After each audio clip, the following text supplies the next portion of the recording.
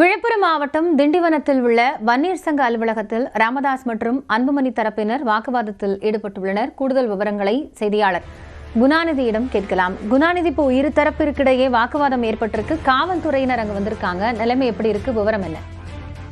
காயத்ரி, அதாவது திண்டிவனத்தில் வன்னியர் சங்கத்தினுடைய அந்த கட்டிடம் என்பது இயங்கி வருகிறது. இங்கு செப்டம்பர் மாதம் 17ஆம் தேதி ஒவ்வொரு ஆண்டும் மருத்துவர் ராமதாஸ் மற்றும் அன்புமணி ஆகியோர் இருவரும் இணைந்து இடஒதுக்கீட்டு போராட்டத்தில் உயிர் நீத்த அந்த 21 தியாகிகளுக்கு அஞ்சலி செலுத்துவது வழக்கம். அதன் அடிப்படையில் வரக்கூடிய 17ஆம் தேதி நிகழ்ச்சி அங்கு, அதாவது அஞ்சலி செலுத்துவதற்கான நிகழ்ச்சியை ஏற்பாடு செய்வதற்காக அன்புமணி ஆதரவாளர்கள் அந்த பணியில் ஈடுபட்டிருந்தாங்க. அப்பொழுது இதனை அறிந்த மருத்துவர் ராமதாசுடைய ஆதரவாளர்கள் அலுவலகத்திற்கு பூட்டு போட்டுள்ளனர். இதன் காரணமாக இரு தரப்பினருக்கும் இடையே கடும் வாக்குவாதம் ஏற்பட்டு கைகலப்பு ஏற்பட்டது. உடனடியாக அங்கு திண்டிவனம் காவல்துறையினர் சென்று இரு தரப்பையும் சமாதானம் செய்து தற்போது பாதுகாப்பு பணியில ஈடுபட்டு வராங்க.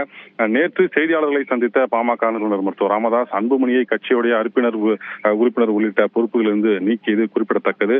அந்த நிலையில்தான் தற்போது வரக்கூடிய செப்டம்பர் மாதம் 17ஆம் தேதி அங்கு நடக்க இருந்த அந்த அஞ்சலி நிகழ்ச்சிக்காக செய்யப்பட்ட ஏற்பாட்டின் போது தற்போது இந்த மோதல் என்பது ஏற்பட்டிருக்கிறது. காயத்ரி, நன்றி குணாநிதி, இது குறித்த விவரங்களுக்காக.